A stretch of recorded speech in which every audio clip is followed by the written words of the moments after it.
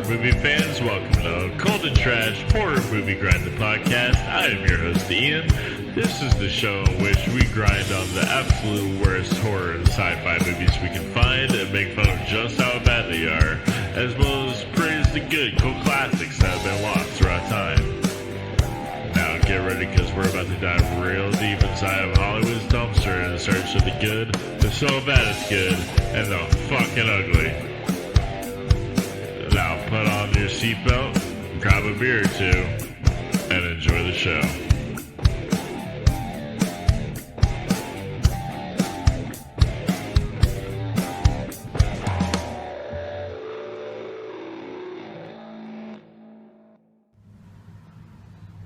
Hello, I'm Darren Ewing. I have been given the ALS challenge by Robert Thaddeus Woodall, who is a big Troll 2 fan and for some reason thinks I'm a celebrity. So, for you, Robert, I'm wearing the original glasses that I wore when I filmed Troll 2 in 1989. Now, originally I didn't want to do this because I hate wasting clean water in order to get out of making a contribution to ALS. But my daughter, who is running the camera right now, Cecilia, convinced me after she told me that ALS has raised over $22 million to help Lou Gehrig's disease and the prevention of it.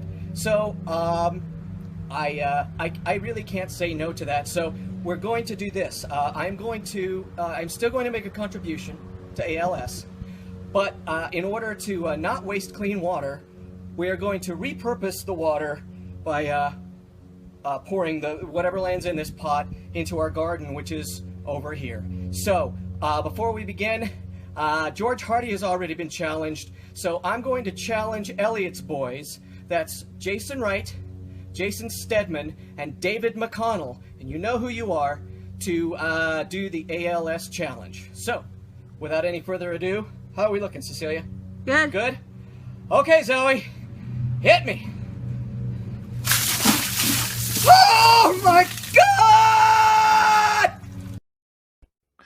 Yeah, I saw that on YouTube and I could not resist. I was like, I gotta fucking get that on there. That's not anytime recent, of course. That's when everybody was doing the bucket challenge. But Troll 2, everybody. This is a big episode because, I mean, of course, you gotta cover Troll 2. This is one of the biggest movies in So Bad They're Good history.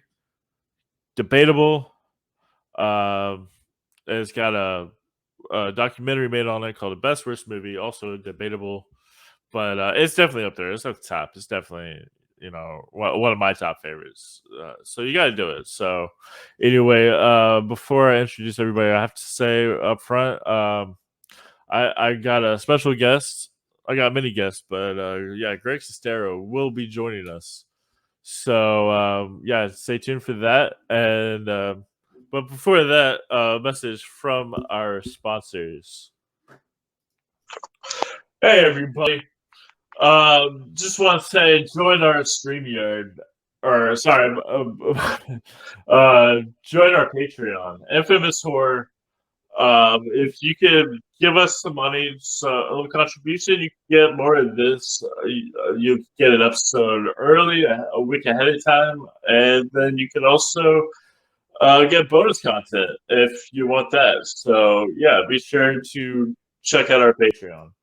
All right, and I'm back, and with me, of course, is Sloan. What's up, Sloan? Hello there. It's good to see you. I got a little present since the last time that we were on. Oh yeah. Last night was the first time seeing, or I'm sorry, this week was the first time seeing Troll 2. And last night I had a pretty much a psychic connection with it, and you can say that it's been ingrained into my soul at this point. Wow. First of all, I was gonna say, how dare you? How dare you be on this show and not have ever seen Troll 2? I accept that. I've seen a lot of great movies through the years, and that's why we're in this together. We got to twist and interweave, and then pull it taut so that we know that we've. But how have you gone 10 episodes and not have ever seen Troll 2? How is that possible? Well, there is nothing that I can do to relieve the shame upon my family at this point. I apologize. Thank you. But you definitely made it up for it by being possessed by the goblins in Troll 2. Anyway, we don't have a whole lot of time, but I definitely appreciate this. I have to introduce other people. But real quick, how did you enjoy seeing one of the best movies ever, bad movies ever, for the first time? So the first time I saw it, I was regular, and I had a little influence the second time seeing it, and let's just say that What do you mean it's a lot more influence? vibrant. It's a very warm movie, and What it wait? What really do you brings mean you down to earth. influence? Let's just say there was fungus among us, and so yeah, it really hit close to home, and that soundtrack is wonderful, and it Oh brings yeah, it things is. to a brand new level, man. Yeah. Okay. Cool. Right on. Well, I'm glad you enjoyed it. I mean, it's hard not to. It's really fun. But yeah, let me bring in some others. Coming back to us, Tony is here. What's up, Tony? Are you made of nilbog right now? Is that what's happening? Oh my god! I think I was gonna say I thought I was tripping for a second. Good lord. That's an inspired idea to watch this on mushrooms. That is wow. I mean, really, yeah. I mean, that's just it matches the whole plot of the movie too. Like, it's yeah. Anyway, happy to be back. Happy to talk about. Welcome back. One of my favorite bad movies of all time, Troll 2. I saw this movie a long time ago. I'm a Troll 2 hipster. I was there when it was cool. Yeah, me too. Like the best worst movie documentary, like they show a lot of scenes from the Alamo Draft House and stuff. I was definitely at one of those screenings. I didn't meet any of the Troll people, but I was at one of those sold out Troll 2 screenings. So, what was the first time you'd ever seen Troll 2? I like 2000. I want to say like is 8, maybe 7 or something like that. So I definitely saw it before you. But yeah, I was in high school too. I'm a little bit older than you, so we both saw it at the same time, technically. Probably, yeah. I saw it around then, yeah, right before 2009. That's when I graduated.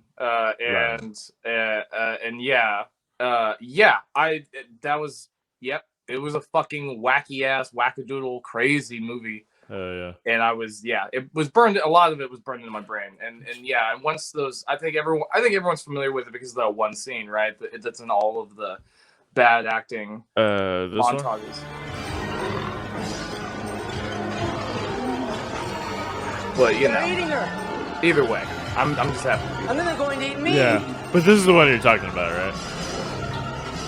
Oh my god! I don't know. I see nothing. So, but I didn't, but I'm sure. I know exactly. I'm sure they're eating her. All that. Yeah. So you saw it, right? Oh yeah. Okay. You mean the video right now? Yeah. Yes. Oh, I'm just being denied. It's okay. It's all right. It's cool. We'll get that out of. I know. I can read your thoughts. I already know. So, No, I read your thoughts. Everybody does. Yeah, that's the one. Scene, yeah. And in fact, the thing we had at the beginning with Darren Ewing, that actor, exactly. He was doing that. The my god guy, yeah. And so once that started showing up in montages and memes and stuff, and I was like, okay, it's spreading. I'm glad it's the general public is getting it now, and I'm happy. It's yes. Cool. Right on. So we'll get back into the Alamo Draft House, but first, let me welcome back a friend of the show. She was on Swamp Zombies 2 episode. Jenna is back. What's up, Jenna? Hello, how are you guys? Pretty good. Sorry you had when to you did that. There's just, I mean, like now that I know that you've watched it on shrooms and that's what you did, it makes a lot of sense. He never came back. I'm still in the Goblin Kingdom. Clearly, good old Nilbug. Just eating popcorn. So Jenna, let me ask you, what was your first time saying this? I was trying to remember. I don't actually remember when the first time I saw it was. I know that by the time the documentary came out, Best Worst Movie, I had already seen it. because I remember I went and saw it with a bunch of friends, and we were all like drunk as fuck, and then I was like, hey, you guys want to go back and watch the Riff Tracks version? And they were like, fuck yeah. and and then we had like so much more insight to the movie. And I actually had Troll 1 on VHS for a really long time, and that was actually one of my like favorite movies. So and then really? So I'm assuming I probably saw Troll 2, and I was like, oh, I loved Troll, and then watched it and went, no. Yeah. Yeah. All right, nice. So you've been pretty much a fan of it ever since. Oh yeah, it's one of my favorite movies for sure. Hell yeah. Better than Troll 1 or not? Yeah, at this point it's like surpassed Troll 1. Like I can probably like just like I can just recite that movie by heart at this point. Hell yeah. Well, let me go ahead and introduce our final guest. Yeah, so like I said, this is one of the biggest cult movies of all time, and so why not bring in a cult icon from another, I guess, franchise, another bad movie. But Greg Sestero from The Room is here, and author of Disaster Artist. What's up, Greg? How you doing? Good. Hey, so the last time I was on here, we talked about a movie called Fire in the Sky. Well, actually, let me just cut you off real quick for those who don't know. He's actually talking about my old podcast, movies so bad they're good. But yeah, go on. I connected with the real Travis Walton. Interview him for this new UFO movie I'm going to be making next year, and yeah, I got to talk to him, and we're going to be setting up doing a screening thing together sometime next year. And so it was really surreal when I looked at my phone and he was calling me, because I've studied that story since I was a kid. I knew all about it. It was very, very bizarre. So good things come from this, from your podcasts, Wow. Oh yeah. Oh, oh sweet. Nice. And then talking about Troll 2, I become friendly with George Hardy, and actually stayed with him in October. We hung out at his house for like the weekend. We went boating, and hell yeah. Yeah, we really. Did you do any dental work? I went to his practice. I lived the whole Troll 2 life. Went to a couple concerts together. We talked all about our experiences and how similar they are. He came to a screening of Miracle Valley that we did in Birmingham at the Sidewalks Film Center. It was a great venue, and he came down there and saw the movie for the first time, and he attended the Q&A. Awesome. And he laughed because he's like, it's so funny how people ask us the exact same questions. It's like, do you still keep in contact with the cast? Did you think it would be good? He just laughed. He's like, it's just so similar, the whole experience. And so I got a chance to talk to him about, that's awesome. Making Troll 2 and sort of him finding out about that it had become a cult classic. So that gave me a lot of backstory when I sat down to actually check out, the film and know more about it. Okay, cool. Nice. A few things I have to bring up. George Hardy, for those who are not aware, that he plays the dad in this movie. So yeah, I had him on my old show as well.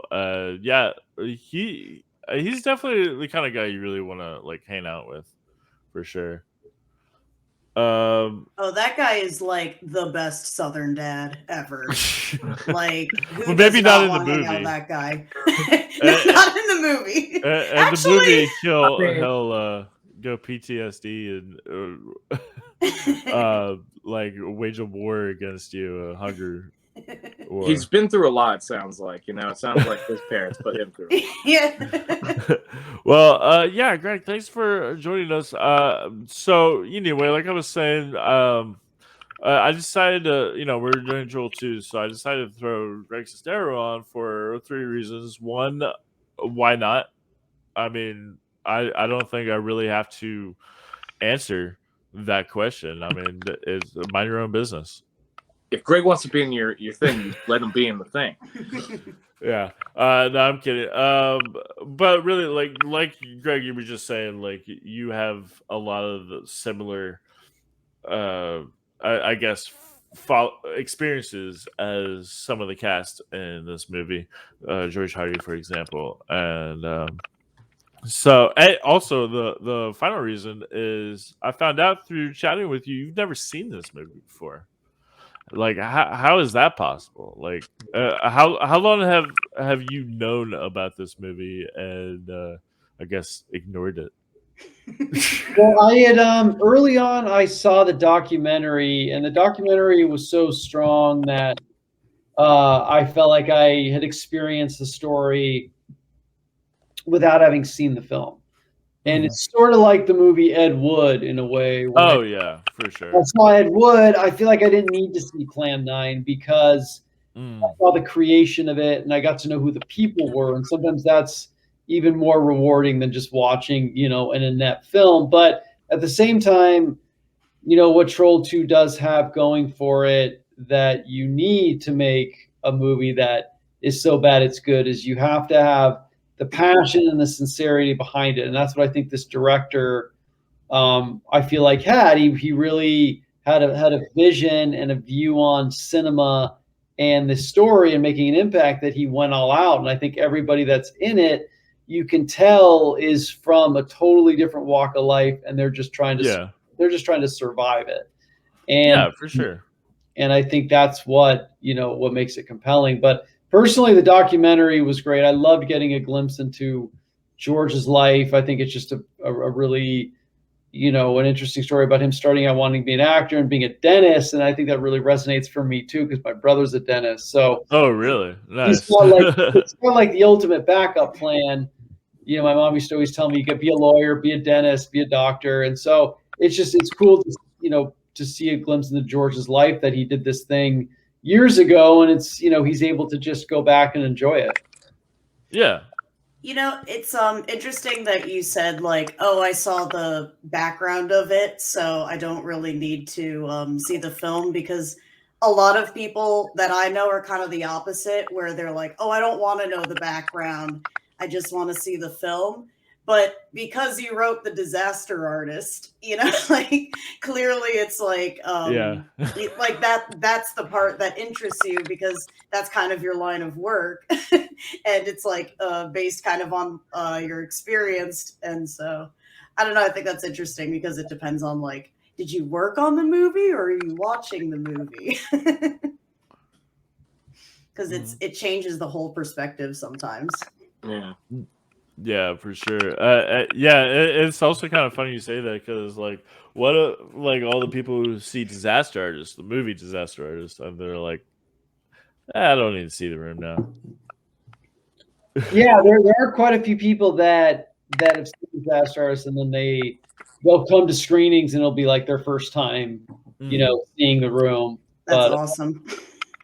So I definitely think the documentary tees up Troll 2 in a way that makes it way more engaging, because then you're going into it now kind of with an idea of what to expect, but also when you see each actor, you kind of know a little bit where they're coming from, so it makes their part shine in a way. Mm-hmm. Right. I agree. I like the background a lot. Hey, right when I said background. Yeah. I didn't mean to do that. I was trying to turn that off. There's our fourth wall. But yeah, that's funny. Well, let's I guess go ahead and actually before we get into Troll 2, you mentioned Miracle Valley. So for those who don't know, I guess would you like to say what Miracle Valley is and who made it? Yeah, I right before the pandemic happened, I finished a new horror film. It's horror is probably my favorite genre. So I went out.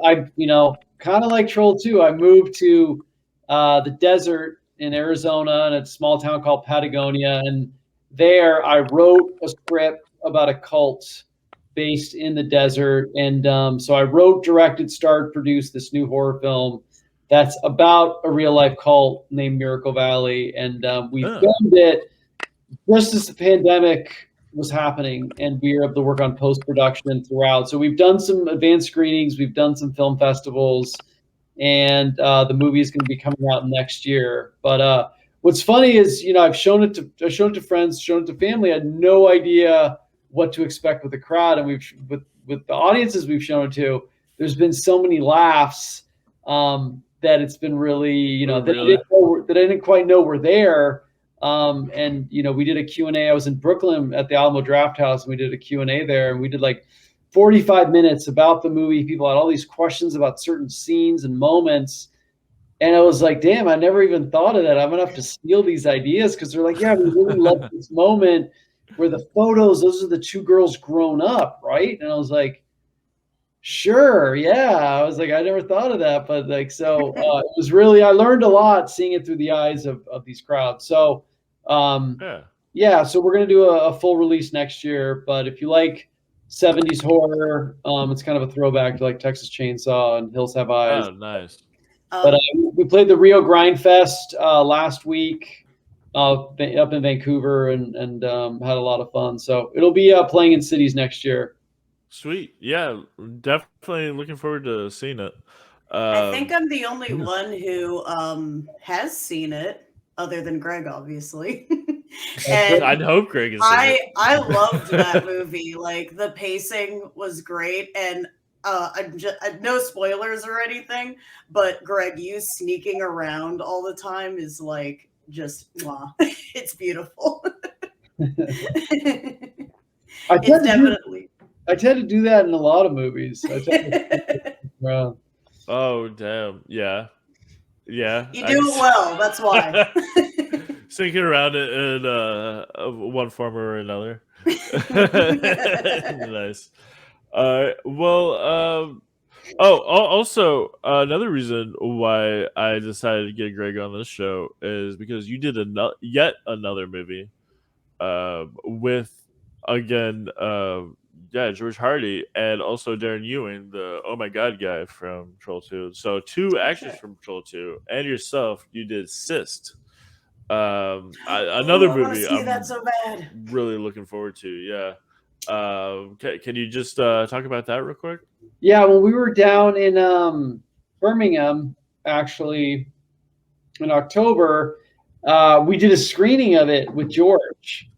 We were there and we showed it, and the crowd loved it. It's we filmed it again right before the pandemic happened, and it's a really fun ride. And I got a chance to meet Darren, and it was my first time meeting George, actually, and we got to work together. So Cyst is really it's kind of a throwback to those movies like Little Shop of Horrors, and but George is really tremendous in it, and it's a really fun ride. It's a quick movie, and I think that's supposed to come out this year, but it's going to be coming out next year.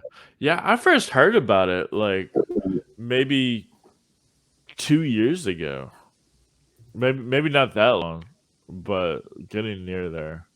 But yeah, I'm definitely looking forward to seeing it. All right. Well, so now that you have seen Troll 2, let's get down to business. How did you think about it? I thought it had everything you'd hope for, especially from that time period. It had those wacky characters. It had that sincerity. I mean, I personally love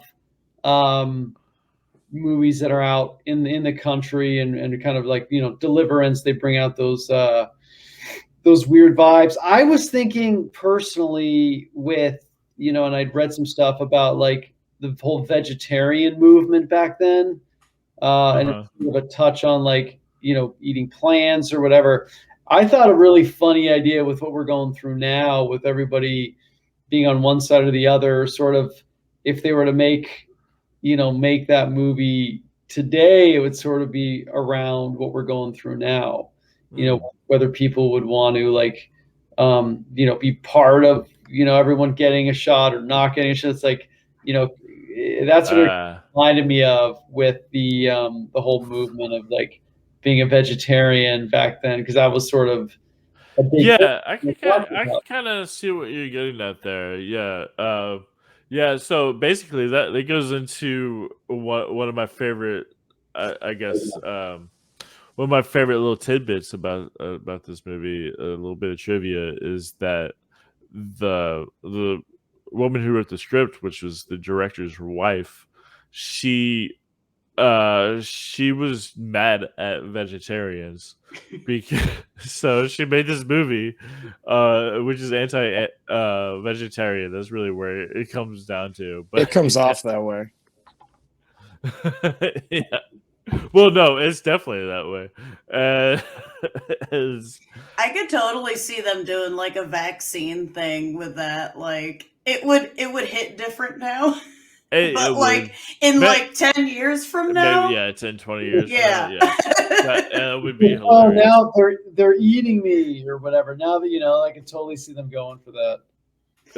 Yeah, it's like when they're all like yum, and it has like green juice and like the freaking thing. Yeah, like you get a shot and then you just start like melting, I guess, or that'd be fun. Whatever happens in Troll 2, it doesn't matter. Just things happen. Pretty much. It'll involve like green dye. So yeah, and so that's, I guess, right off the bat, that's what is my favorite thing about what makes this movie so ridiculous, is that so these goblins, first of all, let's get that out of the way. They're goblins. They're not trolls. Yeah, they like go out of their way to say they're goblins. Yeah. Yeah, they go out of their way. Nilbug is goblin spelled backwards.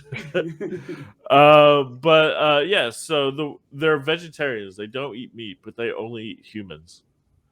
And, no milk either. So I guess they're vegan.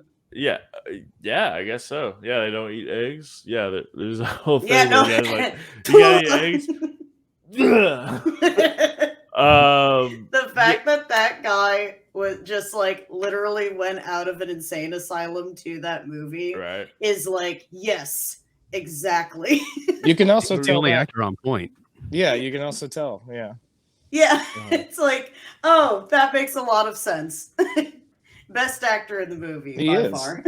He really is. I was gonna say that. Yeah, at some point, that dude like totally understands the assignment.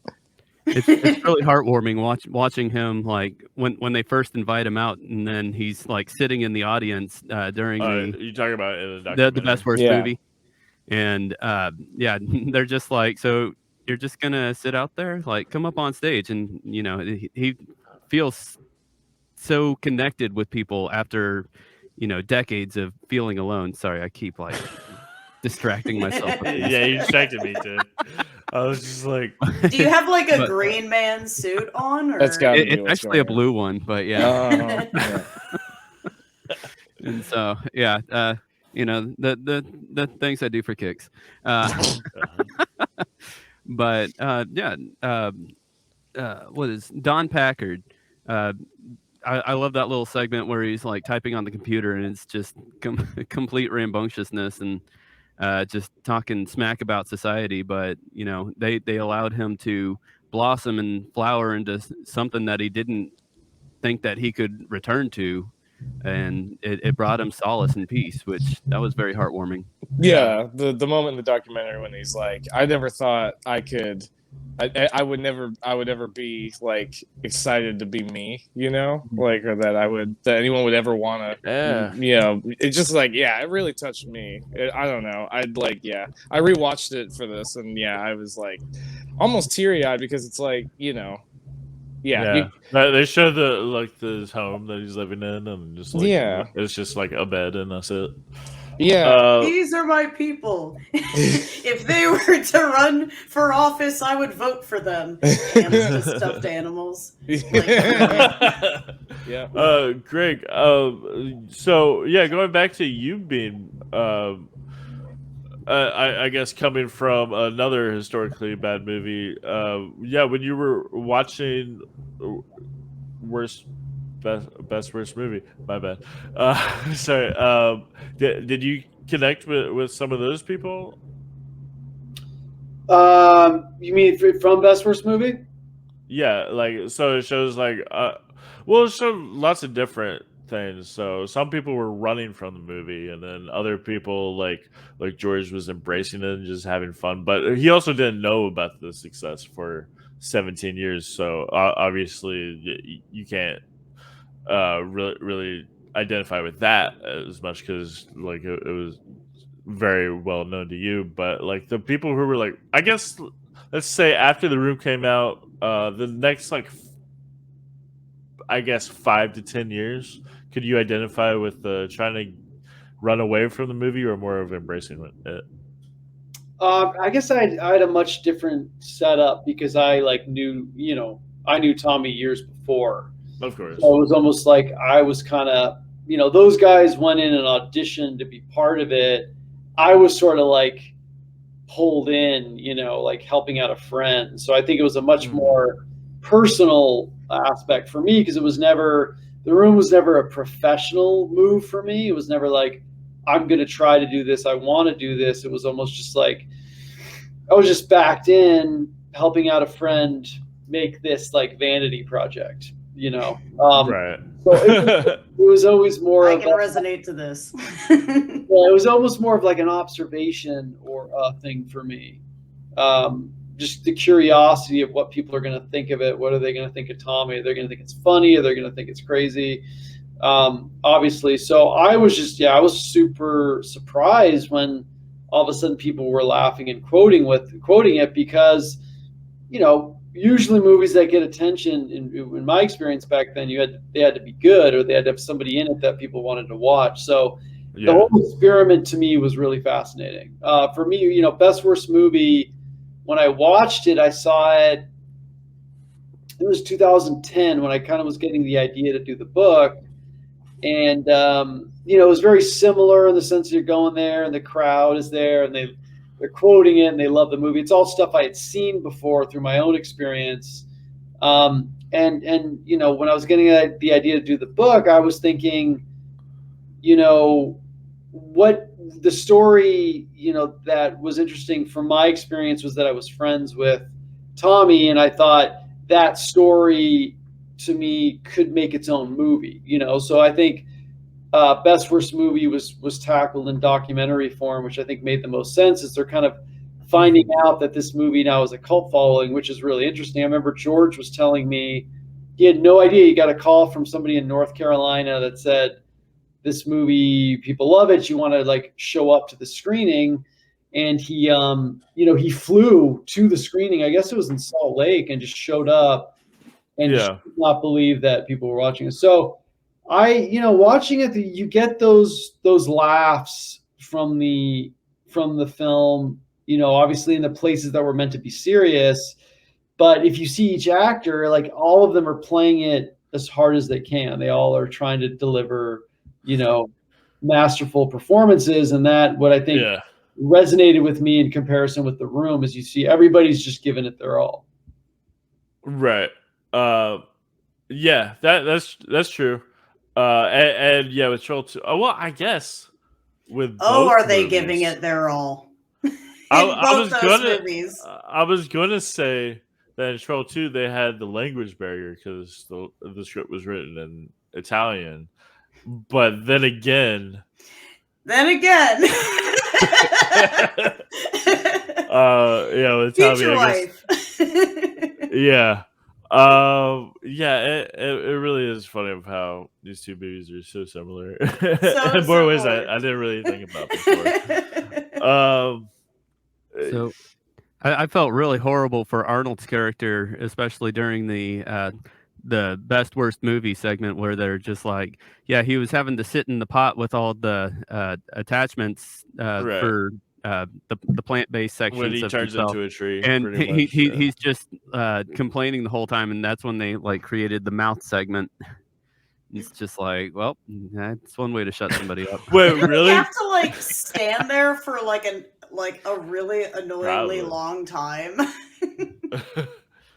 It didn't really like look like it took that much time to assemble all of his, like, there's big Hollywood movies where they have to go through like 8 hours of Oh makeup. yeah.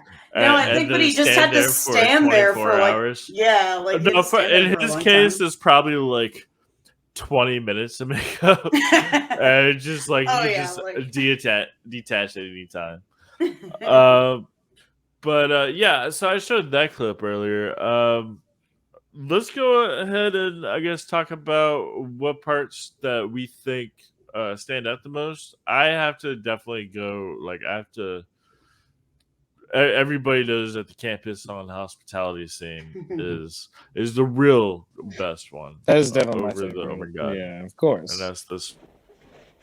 Do you see this writing? Do you know what it means?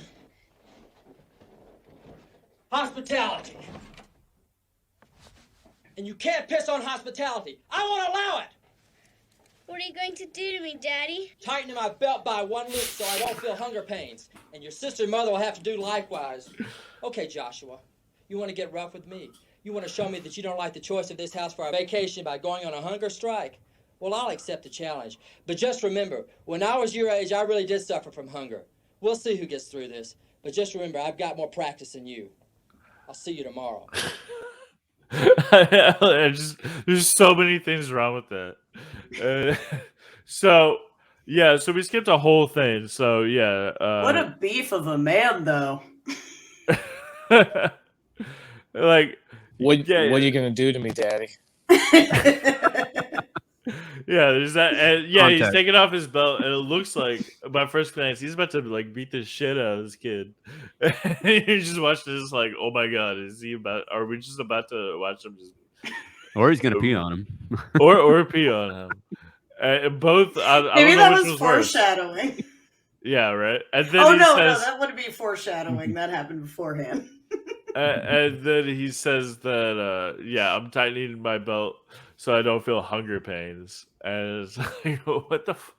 I want to know. You can like, definitely tell that this is written by someone with like English as like a second language, like for sure. Probably not even a language, because Claudio Fragasso, the director, he didn't speak English at all. That's right. So and his wife wrote the script. So I would assume she also probably, maybe she did. I don't know, but If you did suffer from like extreme starvation when you were a kid, wouldn't you just like not mind a little bit of pee on your food?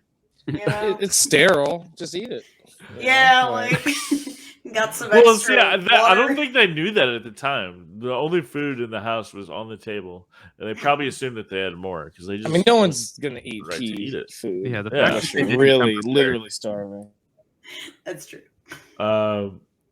But yeah, that's that's definitely a part. And so the reason why he did that is to stop them from eating the food that had the obvious gross green shit on them. But yeah, talking about the script, that's also another one of my favorites.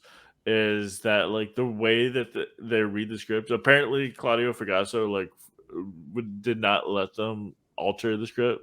They have to read it by word, and then they read it like a robot. Like, yes, we are going to this camping trip tomorrow because your father, who is my husband, said that we would do that.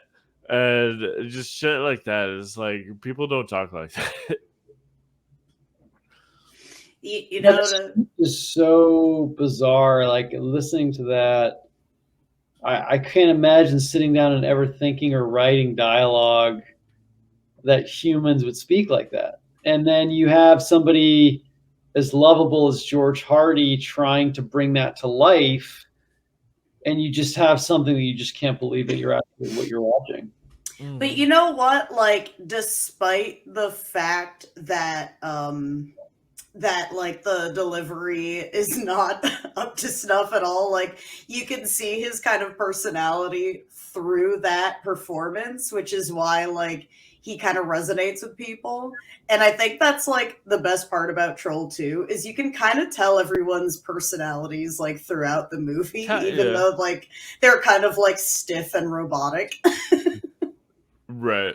The way yeah. that Yeah. the way that Fragasso ends up making the kids, like, he invents the way that they're that American kids are supposed to react and act. And there's the part where the daughter's like working out and dancing, and she does like this little like thing over her eyes before like doing this little montage with herself. But it's do that again.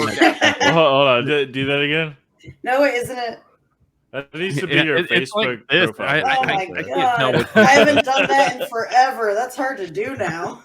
But it's the quote that she does when her boyfriend comes in. It's just like, my dad wishes that he'd find you because he'd rip off your nuts and eat them. It's just like, who says that? Right? Yeah, that whole scene is fucking My dad bizarre. loves to eat nuts. He'd cut off your little nuts and eat them, you homo. Yeah, that little nuts. And Yeah. What? Right. Yeah. And her working out. And yeah, it's that whole. And her mom comes in. She's like, "Oh, this is normal." And just Are you saying that women don't work out? No, that way. What you saying, bitch? I like how you just shut up right after it. What are you going to do to me, mommy? Yeah, no, I mean, not. I get what you're saying, and especially not just that scene, but the scene where she's just like in front of the mirror, just like rocking out, and doing the thing with her eyes. I don't know. A lot of people say that that's not like what I think that's exactly what teenage girls do. They just like do whatever random weird TikTok. shit. Yeah, exactly. She's making a mirror TikTok back in the day with a little Garfield shirt. It was great. That's true. That's basically a TikTok what she was doing. You're right. That's true. Actually. She even had the Aries sign on her shirt, like very. However, she is a total bitch though, because like, so she wants to like date this dude who wants to have sex with her, and first of all, she's like threatening to castrate him, I guess. I mean, probably not that to extreme, but like she's just like, she's just warning him. Don't have friends if you want to date me. I'm very manipulative. She's not into group sex, as she says. Yeah. Which I guess is another thing that Troll 2 has in common. That's like a young Lisa in a way, because she's very manipulative. It all also just feels like an outside, like a robot or a human being, like an alien trying to write what human beings do. Like they both have that feeling too, for sure. Like, like that. Yeah. There's a lot of frustration in the dialogue, I feel like, with both films. Like there's just like they're attacking these scenes. Like people are so angry. It's funny how extreme the dialogue is. It's like you got to like floor it 110% all the way through. They're just like, this is how it is. This is what it's gonna be. The end. But like they kind of like both of those films kind of have like they do explain exactly what's going on, just a little too much. Oh yeah, there's like the entire like first 15 scenes, or well, I was gonna say minutes, but I said scenes. But yeah, the first 15 scenes are all exposition. like they're both competent enough, like what's happening. Yeah, it's definitely Troll 2 especially is definitely not a movie where you're like, I don't know what's happening. Like it's very clear what's happening. I think Chris Nolan can take pointers from Troll 2.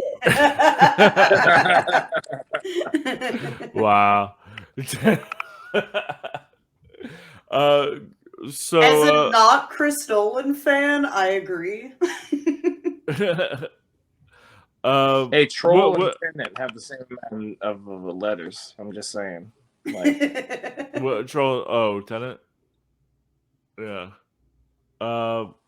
So what are some of your favorite scenes, Greg? We'll start with you. What's something that pops up?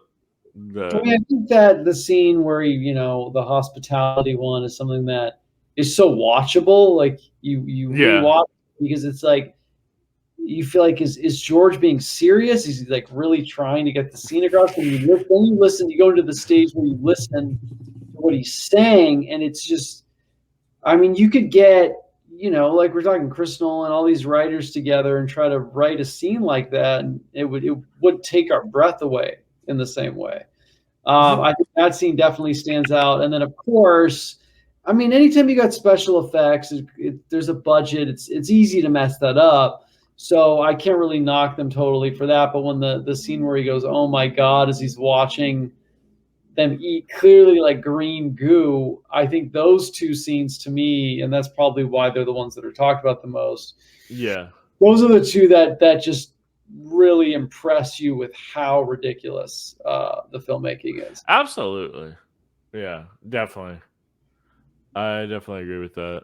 And it's funny that scene, the no hospitality scene, or you can't piss on hospitality. Every time I go to see The Room at Alamo Drafthouse, which has been many times, they always play that scene before the movie starts. Yeah, they did that at Alamo in Charlottesville, Virginia. Really? They played the Troll 2 scene before. Yeah, as that, and then some others, like there's a scene from the Amazing Bulk, which God. is I need to sit down and watch that movie. It's so hard. I don't know if I that can do movie. it though. Any clip you've seen from it is Yeah. definitely the best clip, and it's all downhill from there. Jenna, what about you? But what's some other scenes that we haven't mentioned yet that you enjoy?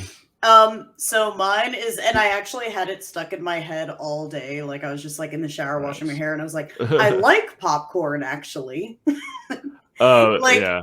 I don't know why that scene sticks out because like she's like, so I'll just kind of like paint the picture of the scene where this woman comes in and she has like a corn on the cob and she's like, "Do you like corn?"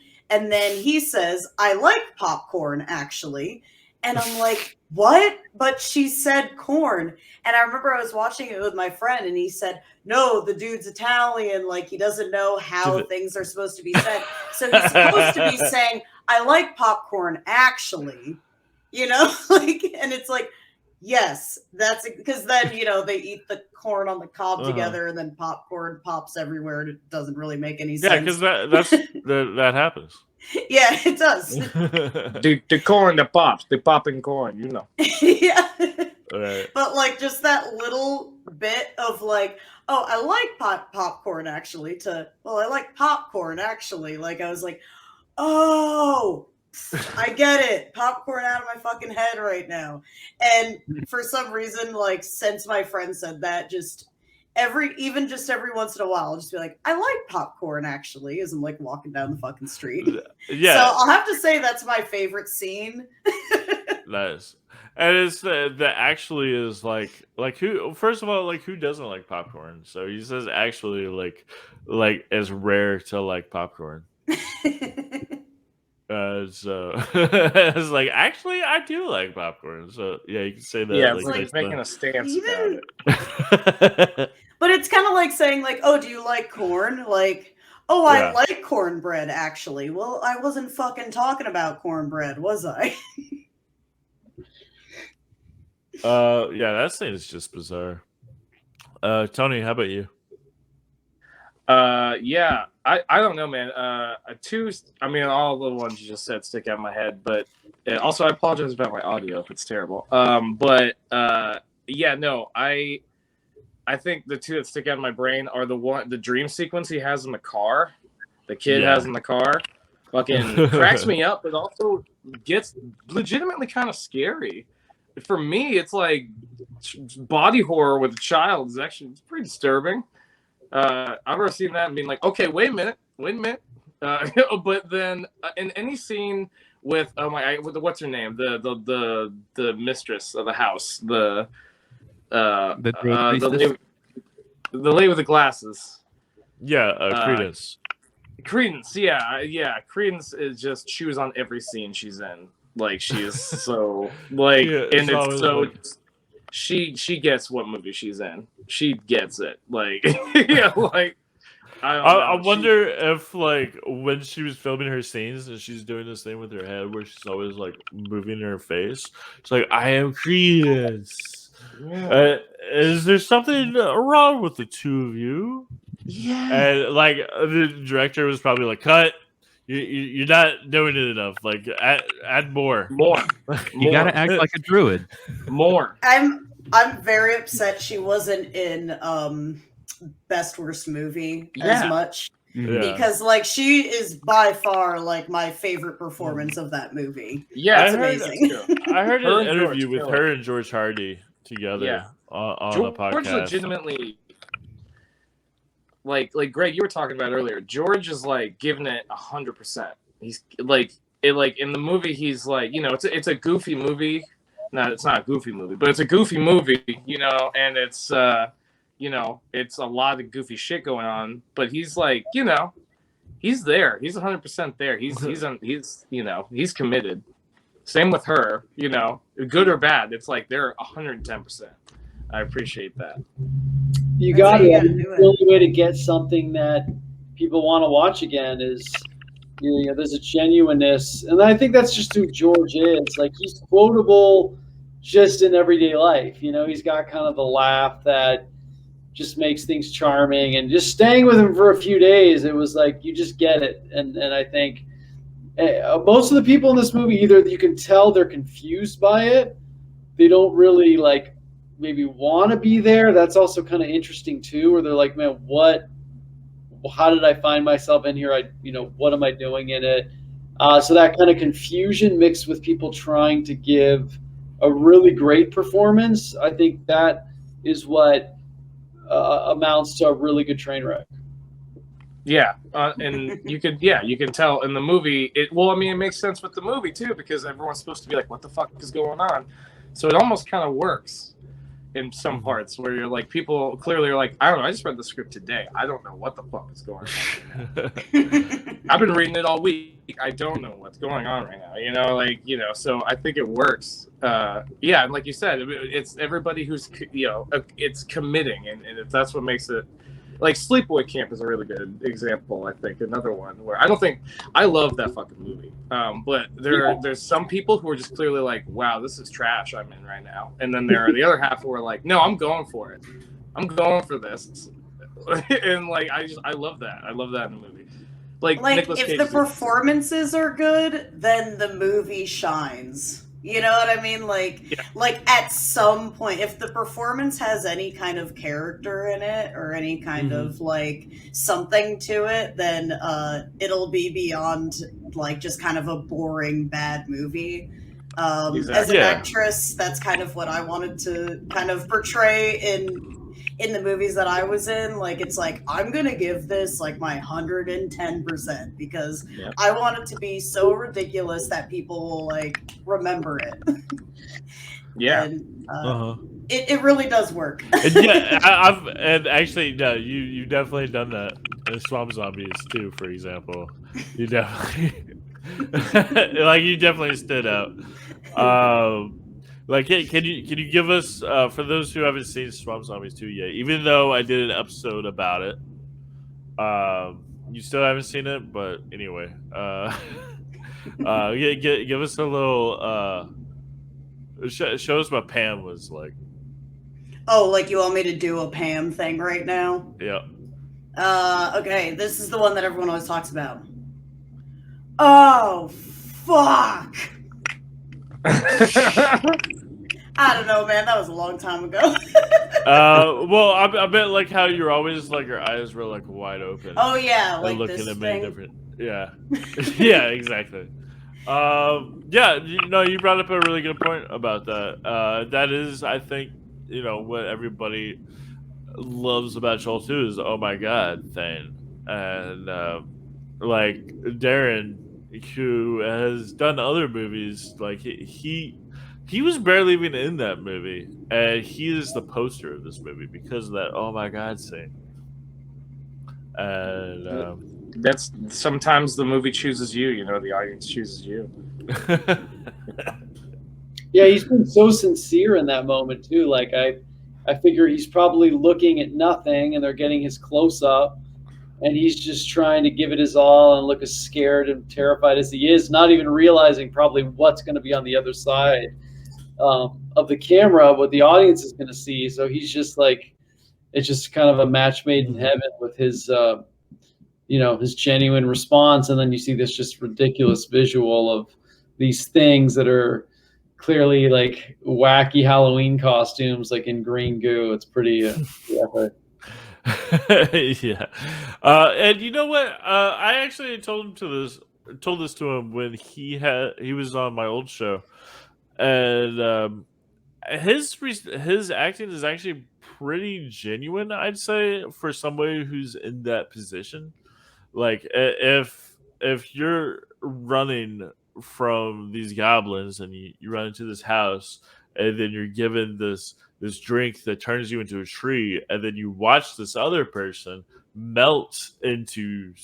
turn into a vegetable and gets eaten.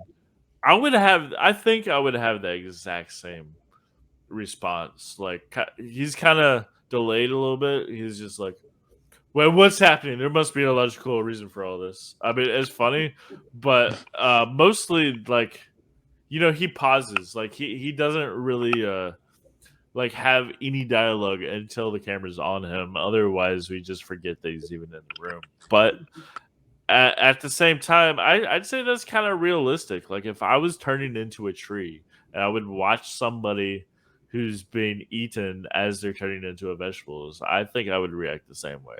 And I would have no idea that there's a fly on my forehead either. Well, see, that's the thing.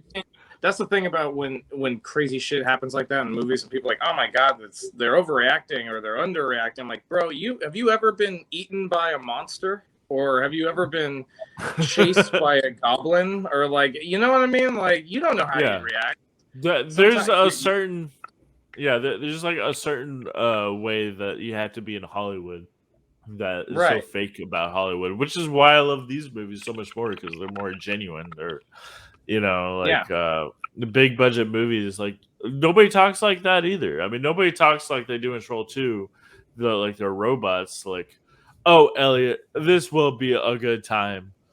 But in big budget movies, it's the same thing, but there's just more distractions, I guess. Sloan, how about you? You haven't gotten to say anything in a while. Oh, I've been enjoying listening to everybody, but all right, I do have to say, nobody's been talking about Grandpa Seth.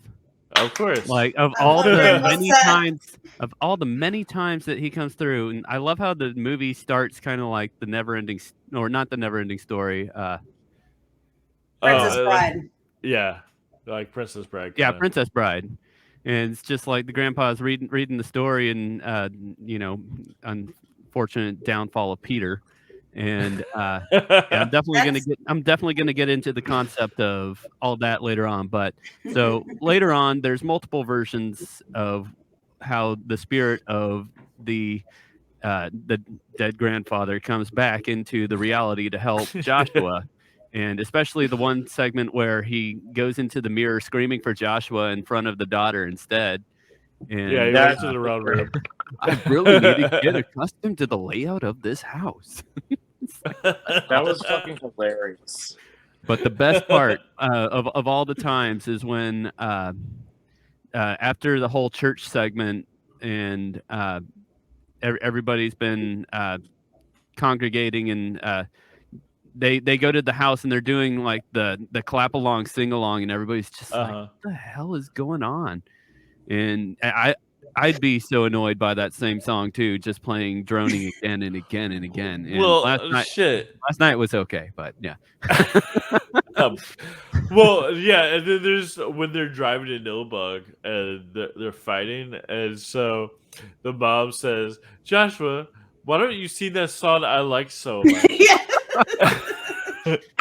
Dude, yeah. It's a row your boat. And she starts running it like right as it starts. Yeah, but like if you dissect that, it's seen that song I like very much. Like, first of all, she doesn't know the name of the song. She could just say, "Hey, sing row your boat," but no, it's that one song that she I likes like so much. And she seems surprised by this song too. I mean, so it's like the week before, she just hears him singing it randomly. And she's like, "Oh my god, Joshua, what is that? That is the best song I've ever heard in my life." It's because this is the prequel to Yesterday, but it's instead of no Beatles in the world, it's no Row Your Boat, and this is the one kid that remembers it. What is that song you just wrote? Happy birthday, what's that?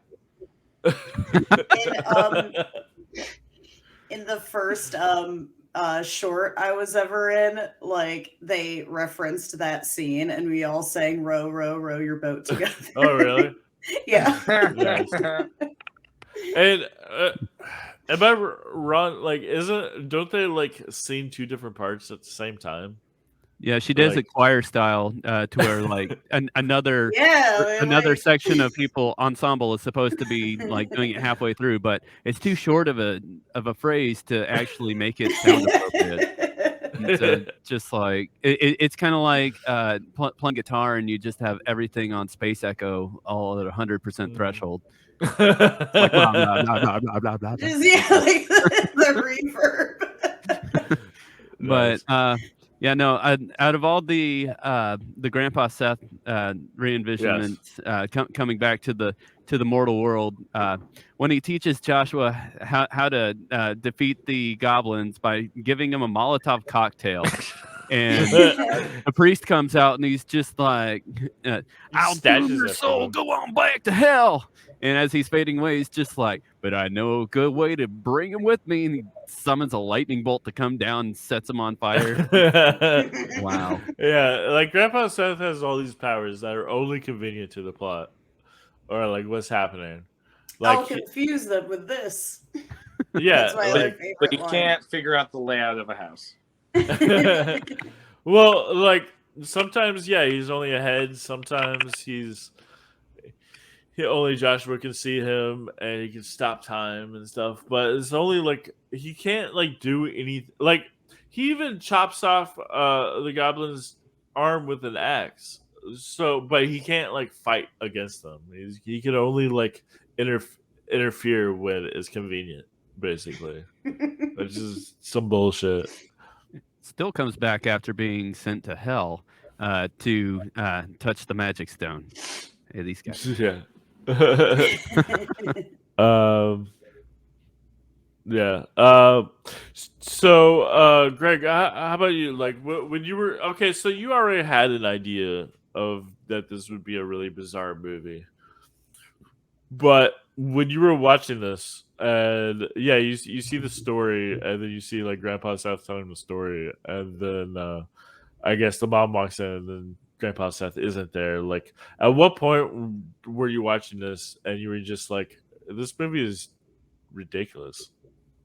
I mean, I think you can tell right off the bat that, you know, like Tony was saying, it's almost like someone analyzed human behavior and then tried to create these people going away on something. Like nobody in their right mind would ever take this trip or be in these situations. So right off the bat, you can tell it's trying to be an 80s kind of, sleepaway camp style, National Lampoon's feel, like it feels supposed to try to feel like a real movie, and you can tell right away there's something kind of off. And it's even with the young actor. Like normally you have the kid in the movie, you have like Home Alone or Uncle Buck. Like that even feels skewed in a way where it's kind of, we're seeing something from like a different planet or different dimension. Like it's trying to be human, but it's disconnected right off the bat. Right. Yeah. For sure. So that's kind of a cop out to my question. I'm just kidding. But yeah, like I don't know. Were you when you were watching this movie for the first time though? After everything you knew about it, was there anything that actually surprised you, or you were just like knocked you off your feet, and you're just like, wow, I can't believe that they filmed this and thought like this was a good idea, or were you just kind of just going with it?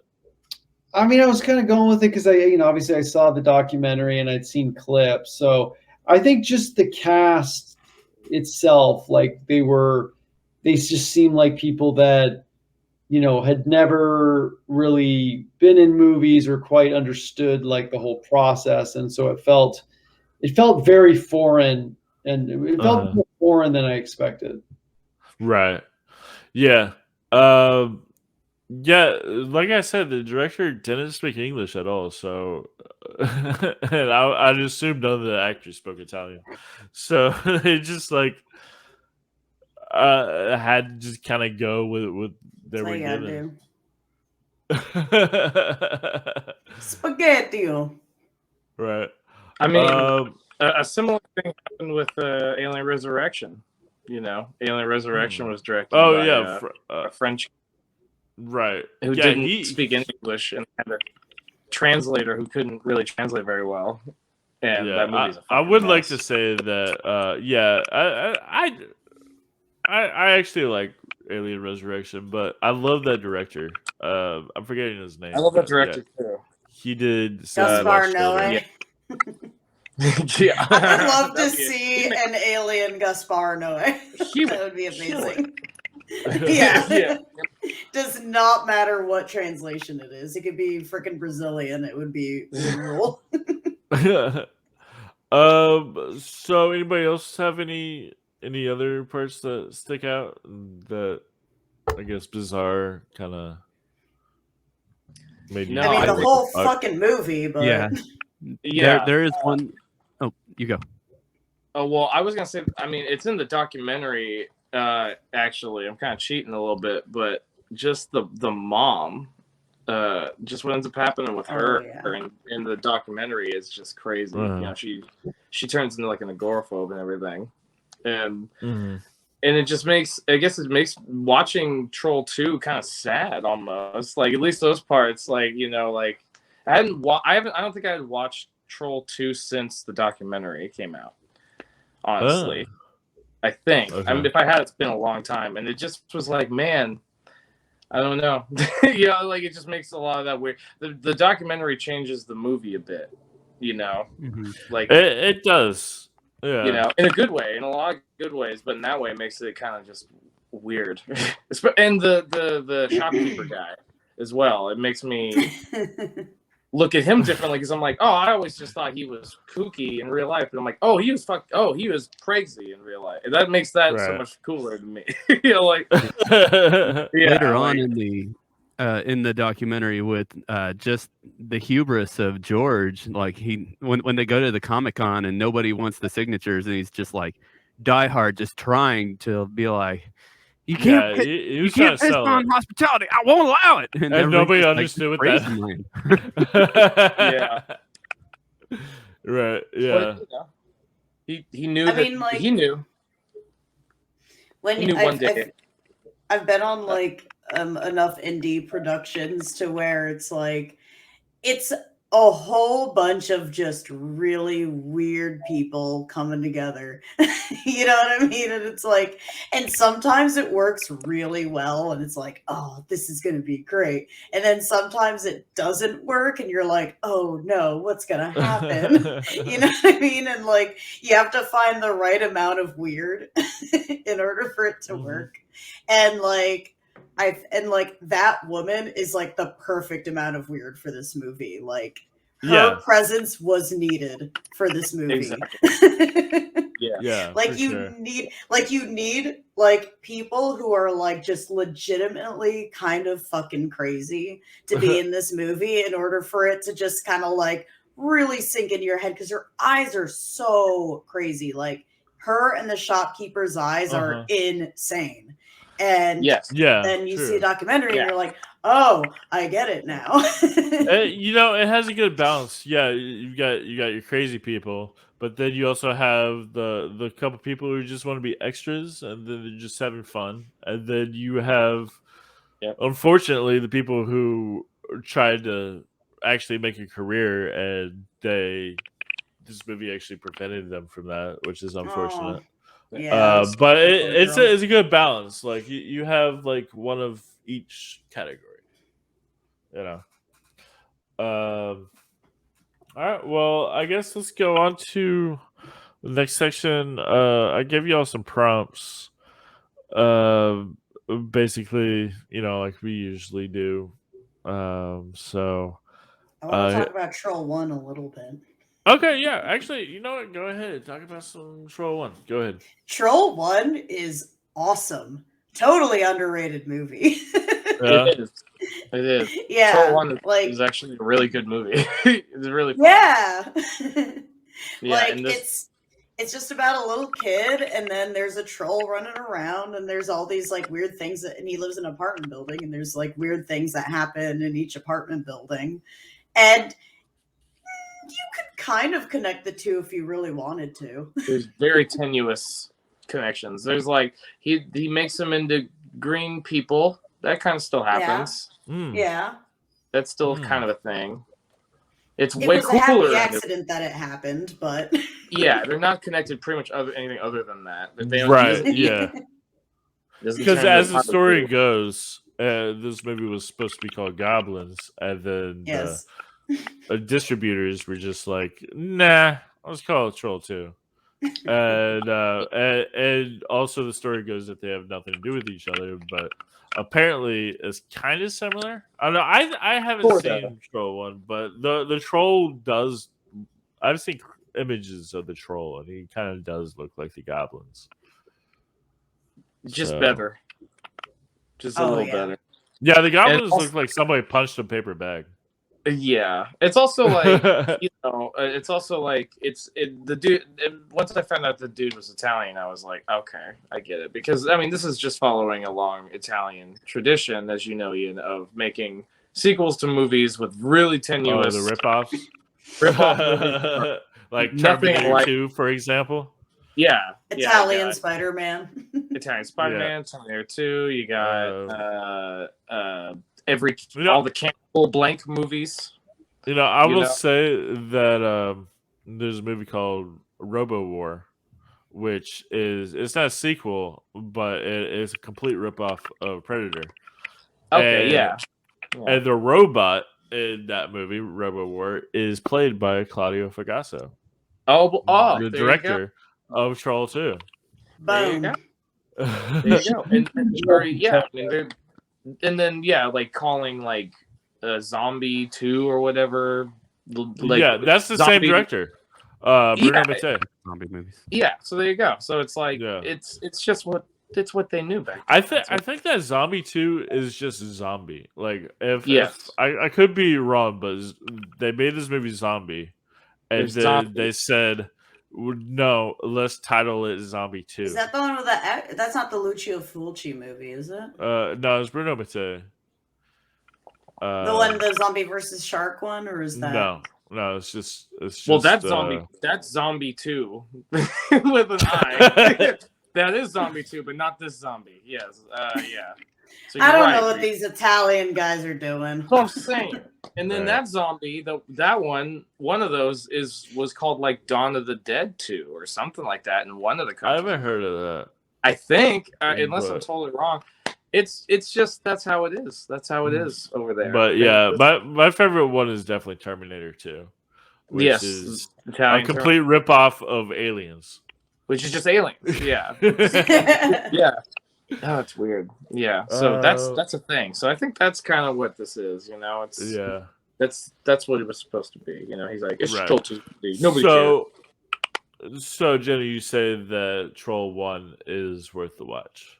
Oh yeah. For sure. Yeah. Like. Okay. We'll probably cover that on this show at some point. That would be awesome. I haven't seen that in years. Special effects are really good. Yeah, like I haven't seen it since I owned a VHS, which was a little later than normal, but And then there's the like somewhat spin-off sequel, Under Control, which features George Hardy in it. I have not finished it. It is very hard to watch. That movie is just bad. It's Greg. You haven't seen Under Control? I haven't. No. It's new, right? Somewhat. It came out like a couple years ago. Got it. Or they filmed it a couple years ago and then it just came out. I'm happy he's getting work and making work for himself, though. That's great. But yeah. Well, he's only in like a scene, but he plays the dad. Like he reprises his character, and other than that, it's just complete bullshit. The universe.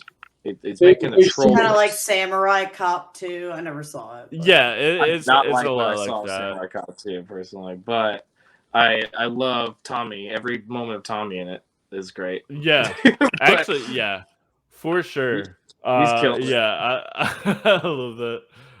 Greg, you seen that, right? I have not seen Samurai Cop. Really? I haven't even seen part 1. Part 1's great. That one's awesome. Yeah, it is. I would do it on this show for sure if it was a horror movie. But his hair rivals Tommy Wiseau's, so yeah, right. But you haven't seen Tommy's parts at least. His scene, like he has a scene where he just freaks out and just destroys a room, very similar to The Room. Yeah, I haven't seen that. I probably should at some point. It's pretty funny. Like the entire movie is terrible. It could go fuck itself. But Tommy's role in that is really good. That's the one good part. Okay, so yeah, so as I was saying earlier, I give you all some prompts. So I give a few. Like one is if you could remake this movie, Troll 2, today as an actual legitimate, decently big budget horror movie, what changes would you make and how would you make it good? Did anybody come up with anything for that?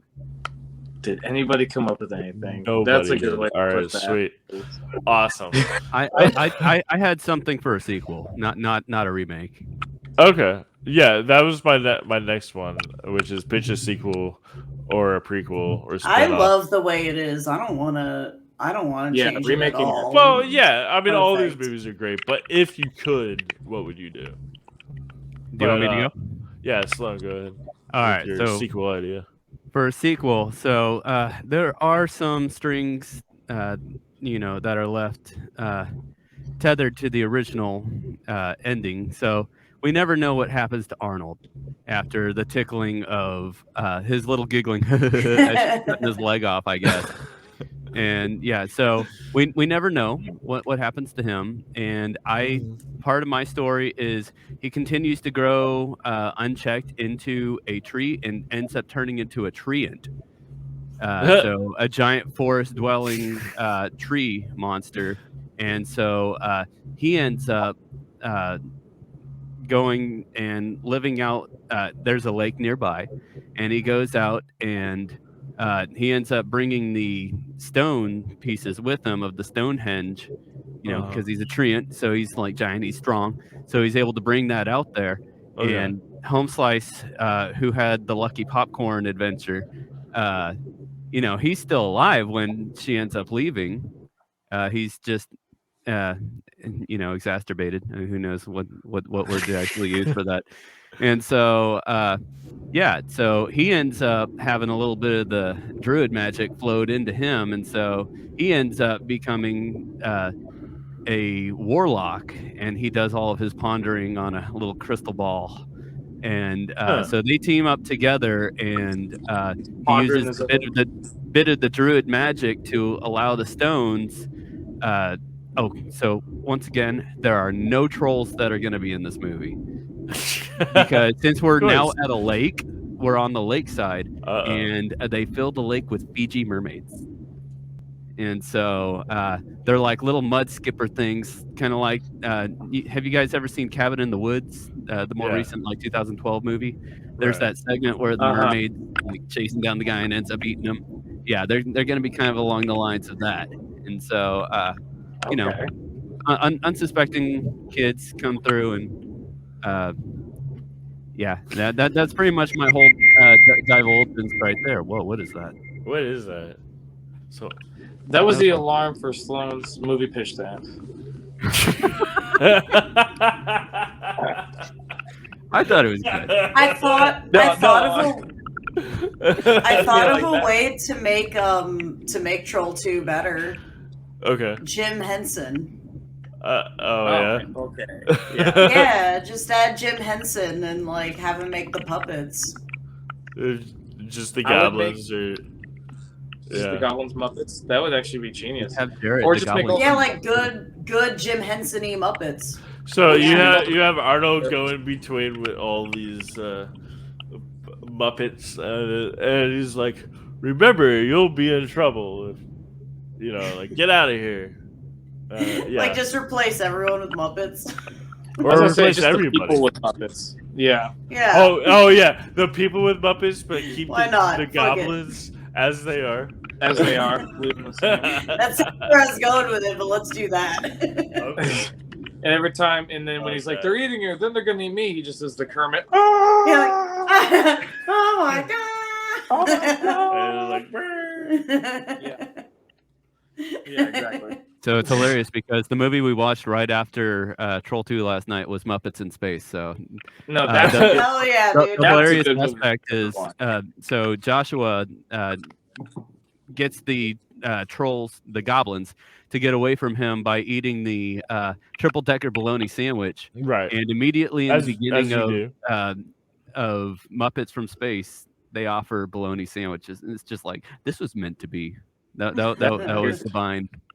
You need to play. I'm glad you had this spiritual during experience. those movies. Yeah. That's weird. I have a prompt for Greg. I don't know if you saw this, but you were now the writer and director and producer and star of Troll 2 sequel. So Troll 3. How would you make this movie, and what would the story be, and who would you cast? I would definitely bring back the original cast. Okay. And I would almost I would shoot it on film, and I would try to make it a direct sequel from that time. But I wouldn't address that the characters look any different. So I would almost have it be that tie it in so it looks the shot compositions and everything look exactly the same as Troll 2. So basically, you say that this takes place in 1990, but filmed in 2021 or 22 by now. We just addressed that, like maybe they went through a really hectic time where the diet, something happened. It's sort of the little boy's like a grown man. Row your boat. Yeah, not even address that at all. That would be cool. I would definitely love that. That's something that movies are afraid to do, instead they'll just replace the entire actor. This is better. Yeah.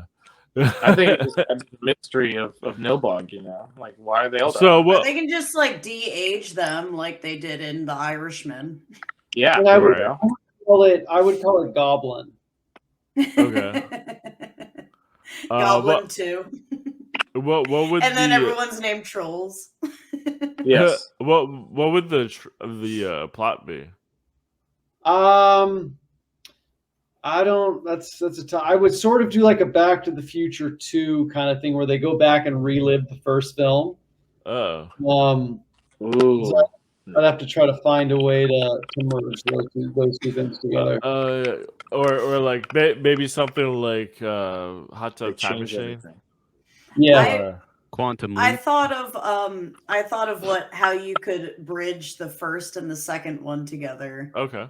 The first one, there's I think the first person that like apartment building that the troll goes in is kind of like this like lonely woman who's a little bit of a hussy, yada yada yada.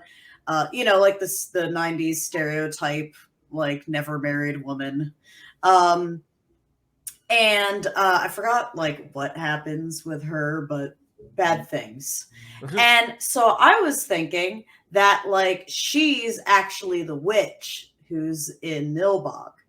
And so like you can follow like her storyline in between then and there. And then maybe she like gets acquainted with goblins for some fucking reason, because why the fuck not? Credence Origins.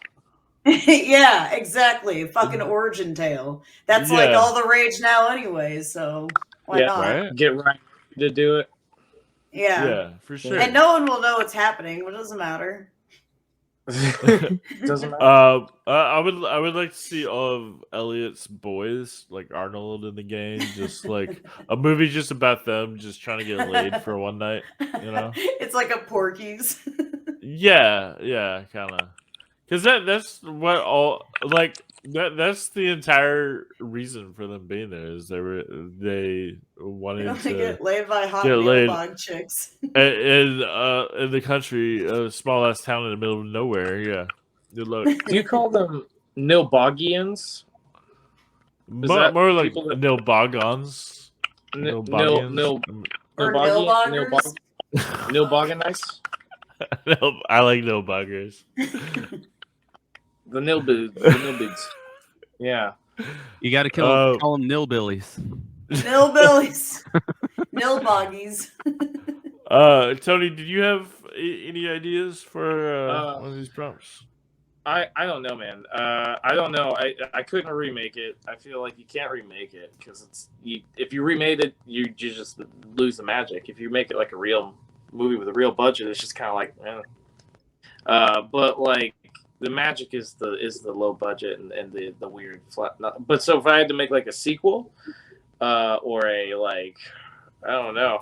I honestly I think Troll 1's a better movie, but I think it would make a better remake or like a better like something. Yeah, I would make a sequel to Troll 1. That's what I would probably do, just to see, like, but that's not this. It wouldn't be this. I would love to see what would be awesome. Do a Halloween Kills, but to this essentially make it about the town of Nilbog and it's about the few people there who are like not goblins and they're just like fucking goblins, man. Goblins die tonight, and it's just a bunch of just make it super gritty and realistic. I think that would be actually really hilarious to make like a super gritty, realistic like sequel reboot thing. That I think that would be really like funny. Like, get all the same actors back who are just like, I'm tired of this shit. 40 years, like I think that'd be hilarious. Yeah, I don't want to touch the original. The dad would be like they took my kids. What's his name on Lethal Weapon? Danny Glover. He'd be like, I'm getting too old for this shit. Yeah, exactly. And like, why like they just have meetings in a basement, like about why they hate meat? Well, why not? Yep. Every year. Well, what's that fucking origin story? Is it like a Jonestown kind of thing? It's got a death cult. They don't like me. Or Troll versus Leprechauns. That's so I love a good versus movie. I love Freddy versus Jason. Yeah. Give me Leprechauns versus give me Warwick Davis Leprechaun versus exactly. Yeah, there you go. Versus Leprechaun in the Hood, I hope. Yeah, boy. Yeah. And I think that Warwick Davis comes to fight these goblins. He can't. Well, okay, all right. I can make one up right now on the spot. I'm already thinking about it. So it's like Nilbog is where his gold is, right? He's got to go get his gold. He's been traveling to get the gold. He gets there, but full of fucking goblins, and he's like, I'm gonna have to clean this town full of these goblins, And it would just be Warwick Davis fucking goblins up, and all the weird characters that are trying to stop him. It'd be like it'd just be Troll 2, but with the Leprechaun, essentially. Right. But he'd be fucking them all up too. Well, he's been in the Hood twice at this point. Hood versus the sticks. Yeah. So let's go ahead and rate this thing. So the way we do it is rate it 1 out of 10, and we just give it something that stands out with the movie. For me specifically, I love this movie. Like I said, it's the pinnacle of some other good movies. It's definitely in my top 3. For sure. So it's very, some parts are not that entertaining, but other parts are very rewatchable. So I'll give it 9 double decker bologna sandwiches. And Sloan, let's go to you next. What are you rating it? So the first time I watched it, I didn't know what I was really getting into, and it was a little on the gritty side in the beginning, but I warmed up to it, and then after watching the documentary, got to learn a lot about the characters, and it was a roller coaster of emotions. Are you still on shrooms? No, but I'm a fan of life.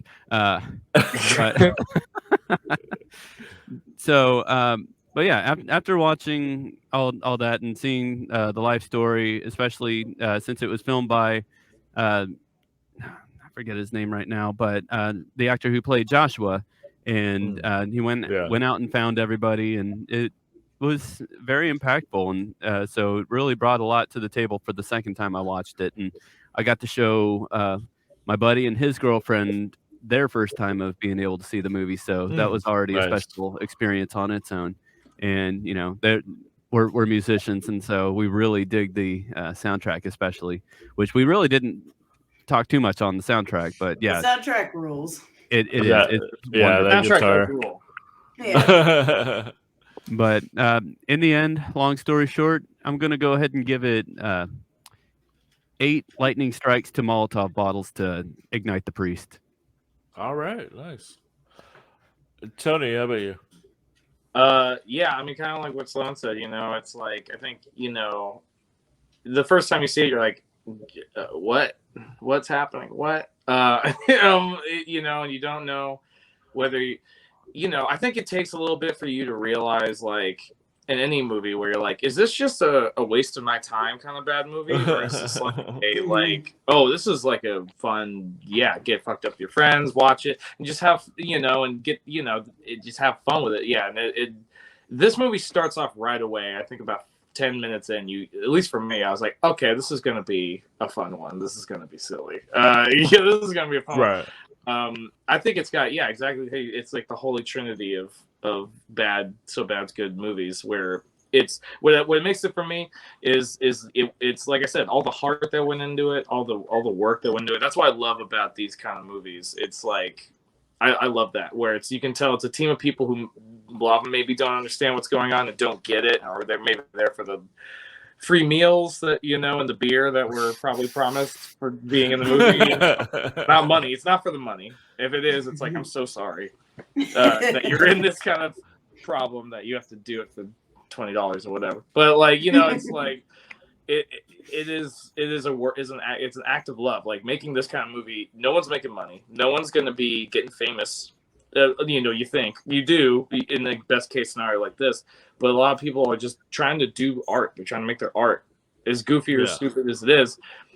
I think the director probably was trying to get rich off of it, but everyone, he's trying to, I don't know. But anyway, I just love that. I've been involved with it. I've been in movies where nobody's getting paid, nobody's gonna get famous, just doing it for fun. Like, that's what Troll 2 is. Maybe not for fun, some of them, but there was a goal, and I just love that. I love that there was not just, I don't know. I think that counts for everything for me. And the documentary only, like I said, makes it even better. So I think I'd say it's an 8.5. I'm gonna say 9 as far as this kind of film goes. It's best. It's some of the best you can find. I'm gonna give it 9 green gooey sandwiches given to me by a police officer because I was hungry. I forgot about that. Like this. 9 gallons of goblin milk. Sorry. All right. Jenna, how about you? I mean, this is like a must see in terms of bad movies. Like, that's my favorite genre of movie. Like, I can watch Troll 2. It's like The Room, Troll 2, and Batman and Robin. I can watch Nice. over and over and over again. Like, Yes. I freaking love those movies. So it's like a big thing for me is pacing. I don't like slow movies. Right. And so and I think that's like a lot of those bad movies are very slow because they need a lot of filler because a lot of people don't know what they're doing in these movies. Yeah, that's true. Yeah, like with writing, they're like, oh, I only wrote like 40 minutes of actual script, so now I need to like fluff it with like bad action or something like that. And that's kind of a pattern you'll see in these types of movies. And it's just all straight like dialogue. Like, it's like the director had a little bit of competence in terms of like he knows how a movie should flow. So like clearly he's done his stuff before. I'm sure it's B movies. I never saw any of the other directors' movies, but it looks like it was pretty much like B movies and stuff like that. But he had a following. Like he got the money to make this film, however little it was. So he clearly had some kind of a following. And so like basically just like he can make a movie, whether it hits or not at all. And clearly like it doesn't. Like clearly it's just a weird freaking movie, and that's because of a mix. From the documentary we find out that it's a mix of ego and mistranslation and very poor planning. Oh no, we're talking about Troll 2. You're talking about The Room. No, both. Let's just say both. Yeah. Yeah. No, I'm joking. So I would for a movie that if again, if I don't know why you're watching this fucking show if you don't like bad movies, but if you don't like bad movies, then it's gonna be like a 1 out of 10. But if you do like bad movies, it's gonna be at least, for me, it's a 10 out of 10, but it's gonna be at least a 9 out of 10 dentists recommend. 9 out of 10 dentists recommend this movie. Like that's funny if you just stopped at just dentist. That would be good, but recommended, that's even better. Why is it always 4 or 5 dentists every time? What's with that fifth dentist? That one dentist is just fucking up. All right, and then let's bring this to Greg Sestero. Yeah, so you finally got to see this movie. You're friends with some of the actors, and yeah, you have a lot in common with this movie. So yeah, what are your thoughts? Obviously, this could have been made, very competently. The effects could have been great, and we wouldn't be talking about it. So I think the fact that it delivered with such, insanity with the dialogue, the costumes, the plot that is just so far-fetched. I'm going to go with 8 solid goblins out of 10. And I think it's one of those movies that, when it comes to great bad movies, this is definitely one that it's a must-see. Oh, yeah. There you have it. Yeah, so I was thinking when I brought you on here, it would be one of the two. Either like I enjoyed this, like you did say, or this is bullshit. I'm the rating king of bad movies. Like, fuck this movie. No, I'm kidding. Yeah, well, sadly, I can't take credit for The Room. I survived it. But I think, obviously you gotta see what audiences are still talking about years later, and what, I think movies like Jenna was saying. To me, I never believe a movie should be boring. I think you should always be up to rewatch scenes from it or talk about it. I think the worst movies are the ones that you're just like, oh, put me out of my misery. It's so slow. Right. torture. You know, this movie at least is giving you something to chew on. Like you just like, absolutely. Like every scene, there's something that you're like, what? If there's not, yeah, this movie's a lot of things, but it's not boring at all. Yeah. The pacing definitely does go well. Well, that'll do it for this week's episode. So usually at this point, I go on to tease the next episode, but the next episode actually won't be a movie review. This one will be a little bit different. This I've assembled a crack team of experts in the so bad it's good genre. um One, Martin, our friend of the show, Martin, and producer, he's currently making a documentary on bad movies.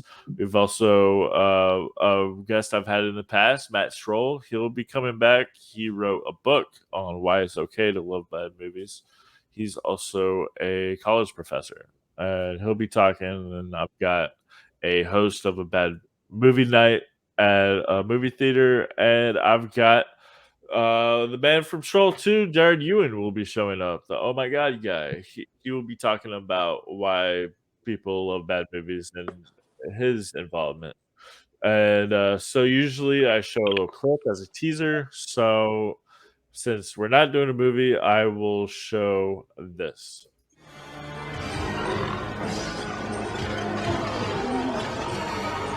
They're eating her.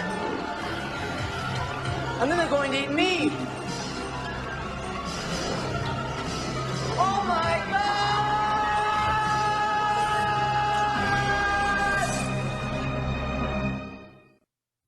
Oh my God!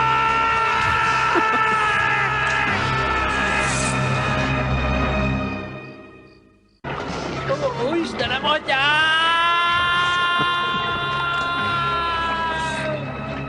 All the languages.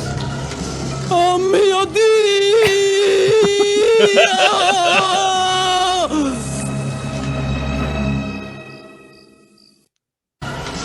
Oh Dios mío!